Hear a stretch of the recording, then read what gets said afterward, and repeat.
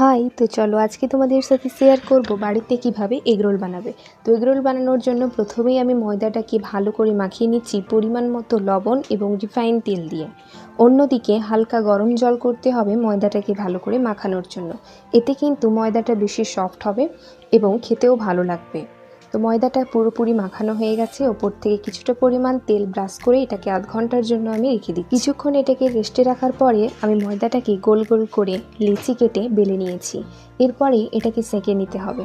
একদিকটা ভালো করে সেঁকা হয়ে গেছে, অন্য দিকটাকেও ভালো করে সেঁকে নিয়েছি। একে একে আমি প্রত্যেকটা রুটিকে এভাবে সেঁকে নিয়েছি। এগরোল বানানোর জন্য যে যে সবজিগুলো দিতে হবে সেটা হচ্ছে পেঁয়াজ, গাজর এবং শসা। ডিমটাকে ফাটানোর জন্য আমি কিছুটা পরিমাণে পেঁয়াজ নিয়ে নিয়েছি, একটা ডিমকে দিয়ে দিচ্ছি এবং পরিমাণ মতো লবণ দিয়ে এটাকে ভালোভাবে ফেটে নেব।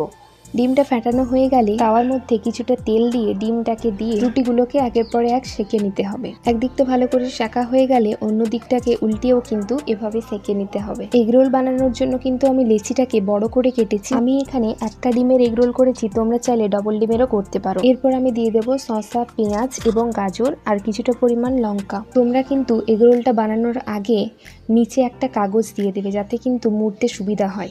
এরপর আমি কিছুটা গোলমরিচের গুঁড়ো এবং টমেটো সস দিয়ে ওপর থেকে ম্যাগি মশলা ছড়িয়ে মুড়ে নিচ্ছি। তো এটা হচ্ছে ফাইনাল লুক। কেমন হলো তোমরা কিন্তু জানিও এবং কতটা সফট হয়েছে সেটা কিন্তু তোমরা দেখিয়ে বুঝতে পারছো দোকানের থেকে কিন্তু কোনো অংশে কম নয়।